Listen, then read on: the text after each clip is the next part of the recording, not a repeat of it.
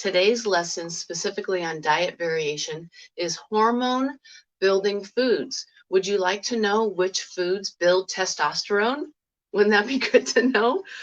Because testosterone is important not just in males, but in females too, because testosterone builds muscle. And as women go through menopause and our hormones drop, we automatically lose muscle. So wouldn't you like to know how to keep your muscle tone up, how to keep that muscle growth going by knowing which foods are high in testosterone? We're also very concerned about levels of estrogen and progesterone.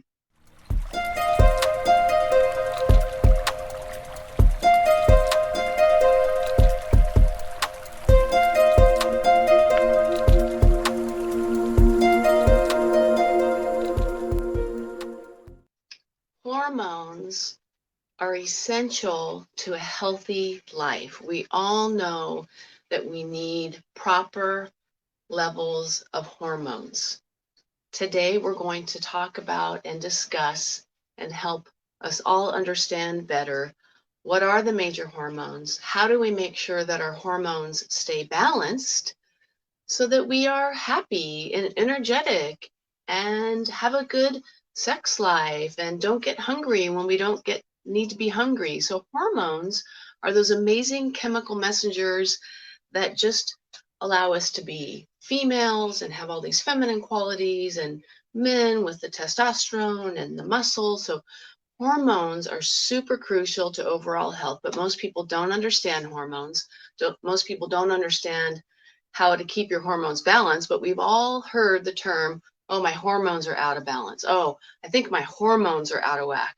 Oh, I think I can't lose weight because my hormones are out of balance. I think that I'm going through all these menopausal changes with hot flashes because my hormones are out of balance.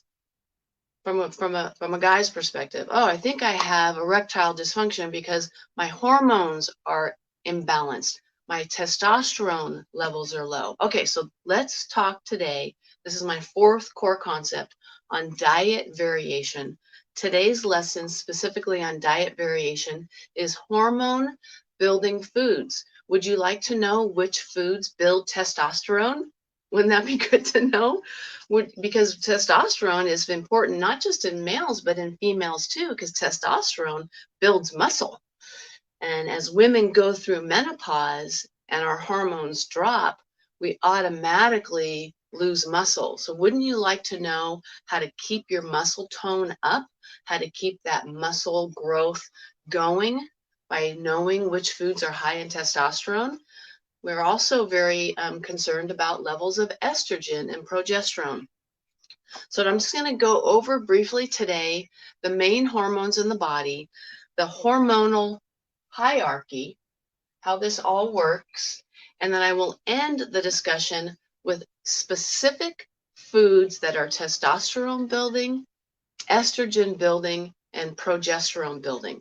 So that the hormone building foods are important, but it's also really important to know the hormonal hierarchy, and that's why I'm going to start with this first, so that you understand, even if you're eating all the foods that are high in testosterone or eating the foods that are high in progesterone, if this hormonal hierarchy is off, if it's disrupted, if it's not flowing through the cascade in a normal, healthy way, there's no way you can have balanced hormones. There's no way that you can live a long, energetic, high quality life. There's no way that you can have good sleep. There's no way that you can have a normal sex drive. There's no way that you can keep your muscle tone up as you get older. All right, so let's go over the hormonal hierarchy. This is Dr. CJ Benkert with Pura Vida Wellness. Just really excited and just happy to be here for anybody that wants to learn more about their health and, just the truth about, how our body works. Okay, so the hormone hierarchy starts off at the top with oxytocin. So what is oxytocin? Oxytocin is that amazing, beautiful hormone that is released with love. So it's the love hormone. Oxytocin's released when you give hugs, when you get massaged, when you pet your fur babies. That releases oxytocin. So moms with their babies, lots of oxytocin, laughing, dancing. It's just like, the most amazing, beautiful hormone in the body, oxytocin. But if it's not in balance, if you don't have hugs, if you don't have good relationships, if you're not releasing this hormone normally on a regular basis, oxytocin, then the next hormone down, cortisol, will be out of balance. So what's cortisol? Cortisol is that stress hormone. Cortisol, and most people have heard it, cortisol is the hormone that gets released when you're stressed, when you're rushing, when you're like pulling your hair out, when you're sitting in traffic. So cortisol is the stress hormone. It's like pulling your hair out, right? Cortisol. So if this is too high, it's going to affect the next hormone, which is insulin. So insulin is a growth hormone. It's a building hormone. So we think of insulin a lot of times in a negative way. And it's the reason we think of insulin in a negative way, and I want to kind of tweak that and shift that for you a little bit today, is yes, insulin is a negative hormone when you've released it over and over and over again, been under stress, not gotten lots of hugs throughout the day, and your insulin is just high, high, high because you're eating sugar and carbs and processed foods and high fructose corn syrup. Then you're going to develop insulin resistance. And yes, the name of the game when I first start working with people typically is we've got to get the insulin under control. We've got to lower the insulin. However, in a normal functioning body, in a healthy body, it's okay to have a little bit of insulin as long as your cells, your beautiful cells, 50 to 100 trillion cells that your body's made up of, and every cell in your body has insulin receptors. Every single cell in your body has insulin receptors. There's no other hormone that has receptors on every single cell in the body. So yes, insulin's a good, healthy hormone when your receptors are sensitive to insulin, because insulin at normal levels actually builds the hormones that we started this conversation about. And what did we talk about in the beginning? Estrogen, progesterone, and testosterone. So healthy levels of insulin actually build estrogen, progesterone, and testosterone. Do we need normal levels of estrogen, progesterone, and testosterone? Yes. So most people, though, are eating the standard American diet, the SAD diet. This Western way of eating has now, unfortunately, become a worldwide way of eating. The Western diet has now spread its ugly fingers into all corners of the world, and every country that starts developing this Western way of eating, of processed food, packaged food, dead food, hydrogenated fats, starts developing all the same chronic diseases and illnesses that used to only be seen in the United States. We used to have people come here from like Japan and Thailand and different countries, maybe 20, 30 years ago, and they'd have perfect health in their country of origin. And then they'd come here to the United States and start eating the food of the United States. And all of a sudden, these people would develop cancer, diabetes, all the same American diseases, Western diet diseases, have now spread throughout the world. We now know that worldwide, we're probably seeing somewhere between 70 and 80% of insulin resistance. And it's again because of the Western diet, stress, people not living their life aligned with their values, not spending time on relationships and hugs and making people important, being too understressed, too stressed because we're told that you got to build, climb the corporate ladder, make lots of money, work, work, work. Cortisol is released because of our way of living and being in traffic and all those things. And then that affects insulin. And then you also have the double whammy of the way we're eating. Then we've got heavy metals that come into play, because if you have heavy metals, mercury, lead, from stuff in your teeth, from lead pipes, just from your mom's bones, you've got these heavy metals, these toxins, these BPAs, these glyphosates, these pesticides are now getting stuck, because toxins are fat soluble. They're getting stuck in the cellular membrane, contributing to insulin resistance. So anytime you hear the word resistance, that's always a receptor problem, a cellular hormone receptor problem. Okay, so if we can keep ourselves happy, lots of hugs, have pets around, have a balanced life where you're spending equal amount of time working and playing, being happy, appreciating life, just breathing in. We've got the oxytocin going good. If you can meditate and ground and just breathe and it's not what happens to us in our life, it's how we respond to what happens to us in our life. So in my opinion, the release of cortisol is completely a choice.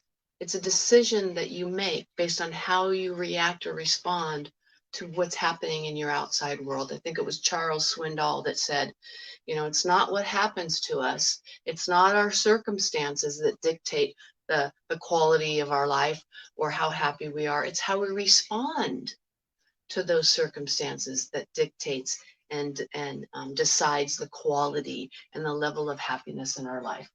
So most people don't have healthy insulin levels. They're insulin resistant. So now we've already got issues with these 3 hormones. So when people start on this keto lifestyle, low carb, fasting, intermittent fasting, autophagy, all the things that I teach about, most people, because human beings have a tendency to be fanatical. It's like, well, this is working, I'm just going to keep doing this. But this is what this week is all about. All of these topics of discussion, all of these short trainings that I'm doing on a daily basis regarding diet variation, it's all about balance, the ebb and the flow, the building up and the breaking down. So when you're doing this keto lifestyle, when you're eating pure healthy foods, when you know and you understand that we want to keep insulin low, that's all good for a time. But once you get your body cleaned out, once you get your cells cleaned out, once you've done heavy metal detoxification, once you've gotten yourself from a metabolic age of 70, 80, 90 years old, which is where most people are metabolically when they first come into my clinics or when I work with them virtually, remotely online. Once you've gone from 70, 80, 90 years old metabolically, you've taught in your body how to burn what for fuel. What do we want to burn for fuel most of the time? What are the 2 things, the only 2 things that your body can use for fuel? Sugar or fat. So once you've trained your body how to be really good at burning fat for fuel, and it takes a while for that to happen, but once you've done that, now, and you've gotten into your 20s or 30s metabolically, now it's very, very important to focus on diet variation. Because if we, for long periods of time, and I'm talking, in the beginning, we do want to keep insulin low for 6 months, 12 months, 18 months. Most people need to keep that insulin low and cleanse their body and go through heavy metal detox and go through intermittent fasting and go through periods of autophagy for many months before the cells are healthy enough, clean enough, and sensitive enough so that now we can start bringing in some hormone building foods. So the hormone building foods that we want to focus on is feast, famine. Yes, we want to fast, but we also want to periodically, and I discussed this in detail yesterday, so go back to my training yesterday on the 5-1-1 variation if you want to know what I would recommend eating on a weekly basis. Today we're talking about the 1. So we have 5-1-1. 5 is 5 days of intermittent fasting, just to summarize it briefly. and then 1 day a week of a 24-hour fast. And I discussed this in detail yesterday. Please go back to that video. Today we're talking about the feast day, the hormone building day that we want to do periodically. So when you're healthy enough, we want to start doing diet variation. And when you get to that point where you're healthy enough, this is what today's topic is about. What are some of the foods that will build estrogen, progesterone, and testosterone once your body is insulin sensitive? And it's okay to eat some high carbohydrate, but we want healthy carbohydrates. Feast day is not your day to go through the McDonald drive-through. When I'm saying feast day, that doesn't just mean woohoo, get to eat whatever I want. I'm going to eat a bunch of junk. I'm going to eat Rocky Road ice cream and some payday bars and some Coke Slurpees and a bunch of crap. It's not your ticket to just eating whatever the heck you want that day. What we want to do is we want to eat healthy carbs. Feast days should be high healthy carbs. A feast day can also be protein, but today we're focusing on hormone building foods. So I just want to go over, as we end this discussion, some of the main foods that you can be eating on that 5-1-1 weekly variation cycle when we're doing a feast day. Because if you don't, once your body is healthy and clean enough and you're insulin sensitive, you cannot, if you continue to eat low carb and keto and never release insulin, your hormones are going to tank. You are going to plateau. You are going to start gaining weight around your belly. That might not happen for a year, year and a half, 2 years, but anybody that's watching me that's been on this journey, you know that that's happened. So when you're insulin sensitive enough and you're ready for feast days, here are the healthy, high carbohydrate, hormone building foods. So let's start with estrogen. So the foods that you can eat on that hormone building day, that feast day. And I like the feast days to be like a weekend day, like a Saturday or a Sunday, okay? So estrogen building foods would be green leafy vegetables. So green veggies, that's a hormone building food, estrogen building food. And we've also got different seeds. So pumpkin seeds, flax seeds, sesame seeds. So any types of seeds. Those are estrogen building. And then we have different fruit, apricots, dried apricots specifically, are hormone building. Oranges, strawberries, peaches, many of the dried fruits, but just make sure there's no sulfur or sulfites in the dried fruit. Some of the veggies that are estrogen building, kale, talked about the green leafy vegetables. Another thing that helps with estrogen balancing is eating fermented foods, because that way we take care of the estrobolome. So we're looking at like sauerkraut, kimchi, things like that, onions, leeks, olive oil. So those are just a brief discussion of estrogen building foods. Okay, now let's take a look at progesterone. So for those females that are listening, the last week before you start your period, that is when, if you're healthy enough, would be a great week, like the whole week, to really focus in on these progesterone building foods.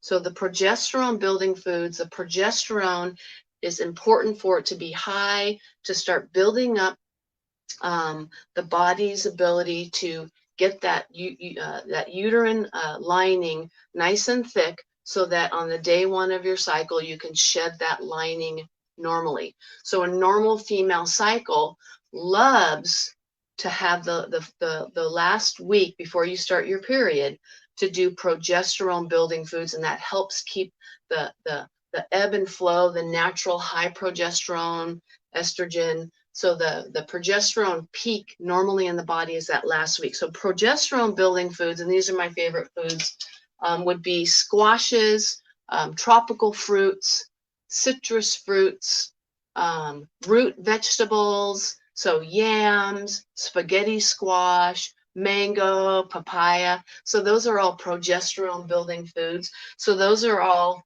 so we have tropical fruits, citrus fruits, and squashes, and also beans, beans, and legumes. So we might think, oh, those are carbs. I don't want carbs. But if you don't get carbs in there every once in a while, your hormones are going to tank. And that's why people that get too strict and too off into this super stringent lifestyle, it's obsessive and it's not healthy. So everything about life, and I've said this for years, it's all about balance. So yes, 80–90% of the time you want to be intermittent fasting, eating whole, healthy, clean foods. But it's okay to splurge every now and again. It's okay to have an alcoholic drink at a birthday party or a piece of cake or some ice cream. It's okay to, every once in a while eat fast food. It's all about balance.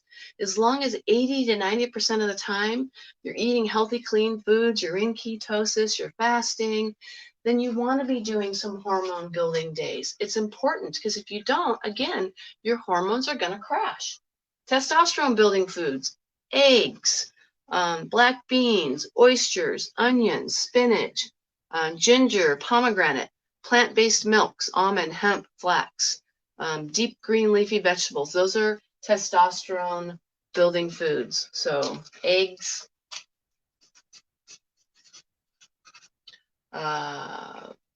beans, oysters, onions, and of course protein, but we're going to have a whole separate training on protein and how to build muscle and how to stimulate mTOR and testosterone building days. Spinach, kale, Swiss chard, ginger, pomegranate, and milk, nut milks.